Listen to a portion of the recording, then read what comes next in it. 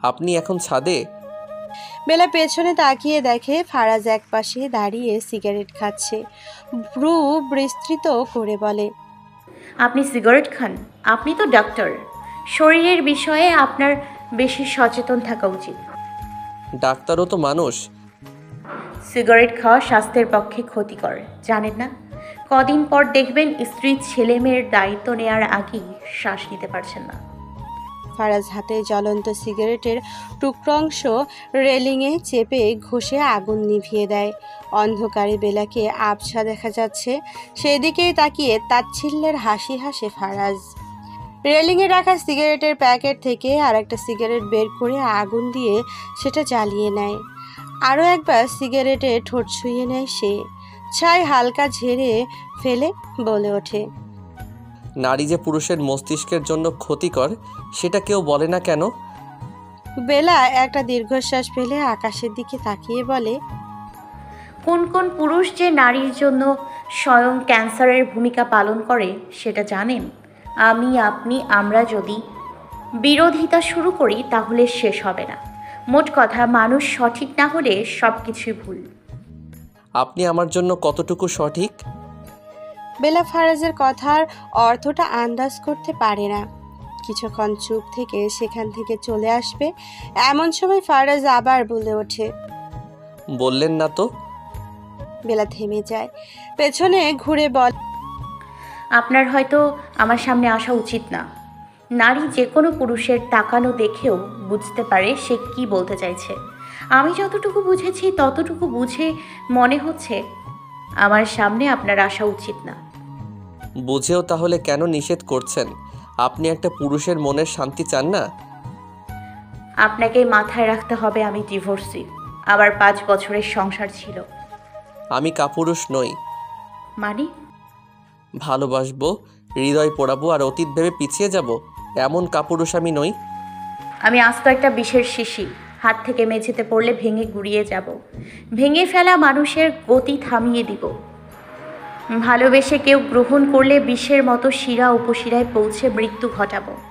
বলে বেলা আর দাঁড়ালো না, ছাদ থেকে নেমে সোজা নিজের রুমে চলে আসে। এতদিন একা একটু সময় পার করার জন্য ছাদে যেত সে। আজকের মতো ঘটনা যদি প্রতিদিন ঘটতে থাকে তবে শুধু ছাদ নয়, এই বাসাটা চেঞ্জ করতে হবে। জীবনে দ্বিতীয় পুরুষের আগমন সুখকর হয় না। বৃহস্পতিবার 2 ভাই বোন আজ বাসা পরিষ্কারের কাজে নেমেছিল। বেলা এই বাড়িতে আসার পর নিজেই সবকিছু করেছে এতদিনে। হঠাৎ কল আসায় ওয়াহাজ নিজের রুমে চলে যায়। কিছুক্ষণ পর এসে বেলার কাজ থামিয়ে দিয়ে বলে, খান, এসব রাখো, আর কিছু করতে হবে না, আমার সাথে তোমার বের হতে হবে। বেলা হাতে ঝাড়ু রেখে বলে, কোথায় যেতে হবে? পাসপোর্ট অফিসে। আজই? হ্যাঁ, আগামীকাল সাপ্তাহিক ছুটির দিন। আমার বন্ধু কল করেছিল, এখনই যেতে বলল। ঠিক আছে, আমি তাহলে রেডি হইনি। বেলা ময়লাগুলো উঠিয়ে রেখে নিচের রুমের দিকে যাবে, ঠিক তখনই ওয়াহাজ বেলাকে ডেকে বলে, তোমার কোনো আপত্তি নেই তো? পরে যেন না শুনি যে আমি জোর করে তোমাকে বাইরের দেশে পড়তে পাঠিয়েছি। আর এখনই তো সব বলা যাচ্ছে না, আগামী সপ্তাহে জানতে পারবে সব কিছু। সব ব্যবস্থা আগে তাড়াতাড়ি করতে হবে। বেলা কিছুক্ষণ নীরব থেকে আবার বলে, ভাইয়া, আমি নিজে থেকেই করছি সব কিছু। আমার একবার বিয়ে হয়েছিল, ডিভোর্স হয়েছে, জন্য ঘরের এক কোনায় পড়ে থাকবো না। আমি কখনোই মনে করি না ডিভোর্স হওয়ায় আমার কোনো অন্যায় হয়েছে। আমি এখানে আমার পড়াশুনো শেষ করে আবার দেশে ফিরব। আর ফায়াজ? ওয়াহাজের কথায় চমকে যায় বেলা। ভ্রু বিস্তৃত করে তাকায় ওয়াহাজের দিকে। ফারাজের কথা তো ওয়াহাজের জানার কথা না। বেলা এই বাসায় আসার কয়েকদিনের মধ্যেই বুঝেছিল ফারাজ তাকে পছন্দ করা শুরু করেছে। যতটা সম্ভব হয়েছে সে ফারাজকে এড়িয়ে চলার চেষ্টা করেছে। ফারাজ যেদিন তাকে রেস্টুরেন্টে অপেক্ষা করতে বলেছিল সেই দিনই বেলা আন্দাজ করেছিল যে ফারাজ হয়তো তাকে পছন্দ করে, সেই কথাটাই জানাবে। বেলা বেটা ভেবেই রাজি হয়েছিল যে সে না করে দেবে ফারাজকে, বোঝাবে সব কিছু সহজ হয় না। বেলাকে চুপ থাকতে দেখে ফারাজ ওয়াহাজ বলে ওঠে, আমি চাই না ফায়াজের বাড়ির সবাই বলুক তুমি তাদের ছেলেকে ফাঁসিয়েছো। আর তার চেয়ে বড় কথা, নুসরাতের কিসের ওই তিনজনের মধ্যে একজনকে বাড়ির সামনের বাজারে দেখেছি। হয়তো তোমার খোঁজে আসা যাওয়া করছে এদিকে। আমি কোনো রকম সমস্যায় তোমাকে জড়াতে চাই না।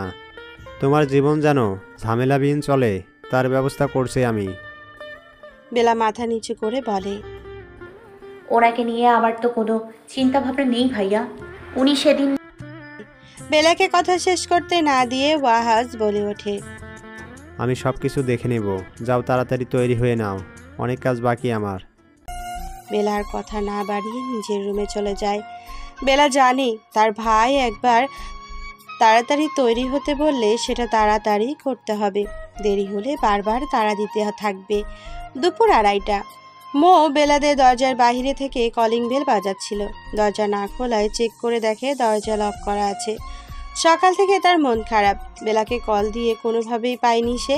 ওয়াহাজকেও কল দিয়ে লাভ হয়নি। ফিরে যাবে এমন সময় সিঁড়ি থেকেই বেলার গলা শুনতে পায় মৌ। তাকিয়ে দেখে বেলা আর ওয়াহাজ বাহিরে থেকে আসছে। মৌকে বাহিরে দেখে বেলা এগিয়ে গিয়ে বলে, কি ব্যাপার আপু, বাইরে কেন? ওয়াহাজের দিকে একবার দেখে আবার বেলার দিকে ফিরে বলে, সকাল থেকে তোমাকে কল করছিলাম। বেলা মৃদু হেসে বলে, ভুল করে ফোনটা বাসায় রেখে গিয়েছিলাম, একটু তাড়াহুড়োই বের হতে হয়েছিল তো। কেন, কোথায় গিয়েছিলে তোমরা? পাসপোর্ট অফিসে গিয়েছিলাম। সত্যি সত্যি তাহলে দেশ ছাড়ছো? বেলা একটা দীর্ঘশ্বাস ফেলে বলে, হ্যাঁ ছাড়ছি, ছাড়তে হচ্ছে তো। মৌ তাচ্ছিল্যের হাসি হেসে বলে, তুমি দেশ ছাড়ছো আর আমি বাড়ি ছাড়ছি, দারুণ না? বেলা একবার ভাইকে দেখে নিয়ে ভাঙা ভাঙা শব্দে মৌকে বলে, তো তুমি বাড়ি ছাড়ছো মানে? আমাকে আজ দেখতে আসবে বেলা, 1 ঘন্টার মধ্যেই চলে আসবে। বাড়িতে আয়োজন চলছে। কথাটা বলে ওয়াজিয়ারকে দিকে তাকায় মৌ। ওয়াহাজ কিছু না বলে দরজা আনলক করে ভেতরে চলে যায়। মৌ আর বেলা তখনও সেখানে দাঁড়িয়ে। মৌ নিজের ফ্ল্যাটের দিকে যেতে যেতে বলে, তোমার ভাইয়া আমাকে একটুও বুঝতে পারলো না। আমাকে নিয়ে একটু ভাবলে কি ক্ষতি হতো তার? বেলা পেছন থেকে মৌয়ের হাত ধরে থামিয়ে দিয়ে বলে, চলো, তুমি আজ ভাইয়ার সাথে কথা বলবে। না ওয়াজিয়া, নিজের মুখ ফুটে এসব আর কিভাবে বলি? বললে তো এতদিন বলতামই। ফাহাজ শার্টের বোতাম খুলছিল, এমন সময় দরজায় নক করার শব্দ পেতেই খোলা বোতাম আবারও আটকে নেয় সে। দরজা খুলে দেখে বাইরে বেলা দাঁড়িয়ে। কি হয়েছে জিজ্ঞেস করতেই বেলা বলে ওঠে, ভাইয়া আর কত, মেয়েটা তোমাকে প্রচণ্ড ভালোবাসে। তোমার উচিত আঙ্কেলের সাথে কথা বলা। ভালোবাসার মানুষকে হারিয়ে যেতে দিতে নেই ভাইয়া। সব মানুষ ছেড়েও যেতে চায় না। তোমার উচিত মৌ আপুকে আপু থেকে আমার ভাবি করে দেয়া। এটাই সঠিক সময়। আমার এসবে জড়াতে একদম ভালো লাগছে না। সে যদি আমাকে পছন্দই করতো তাহলে একবার বলতে তো পারতো, তাই না? আমাকে সে পছন্দ করে এরকম কিছুই তো আমি কখনো দেখিনি বা শুনিনি। তাছাড়া আমিও তাকে নিয়ে এরকম কিছু ভাবিনি। এবার ভাবো, তুমি এখন আঙ্কেলকে বলবে ছেলে পক্ষ যেন রওনা না দেয়। পাগলামি করবে না ওয়াজিয়া। আমাকে বাইরে পাঠাতে চাইছো না? ধরো এটাই তার শর্ত। আমি কোনো শর্তে তোমাকে বাইরে পাঠাচ্ছি না।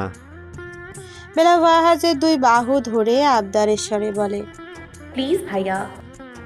ওয়াহাজ আদর মাখা হাসিতে বেলার দিকে তাকায়, 2 গালে হাত রেখে বলে, মি খুশি হবে। খুব। তোমার খুশির জন্য আমি সব কিছু করতে রাজি। আপাতত আঙ্কেলকে রাজি করো আর বিয়েটা করে নাও। আমি শান্তিতে দেশ ছাড়তে চাই। বেলা ঠেলে ঠুলে ওয়াহাজকে মৌদের বাসায় নিয়ে এসেছে। ফ্ল্যাটে ঢুকতে হাতের বাম পাশে রান্নাঘর। মৌ আর ফাহমিদা বেগম রান্নাঘরে রান্না করছিল। ওয়াহাজ আর বেলাকে দেখে তাড়াতাড়ি করে রান্না থেকে বেরিয়ে আসে উনি। মৌকে ডেকে বসার ব্যবস্থা করতে বলে। বেলা মৃদু হেসে বলে, হ্যালো গাইস, ভিডিওটি ভালো লাগলে একটু লাইক করে দিও আর অবশ্যই কমেন্ট করে জানাও ভিডিওটি তোমাদের কেমন লেগেছে। আর ভিডিওটির পরবর্তী পার্ট খুব তাড়াতাড়ি আসবে। তো যারা এখনও চ্যানেলটিকে সাবস্ক্রাইব করোনি, প্লিজ পরবর্তী পার্টগুলো দেখার জন্য চ্যানেলটিকে সাবস্ক্রাইব করে পাশে থাকা বেল আইকনটি প্রেস করে দিও। ধন্যবাদ সবাইকে, আমাদের সাথেই থেকো।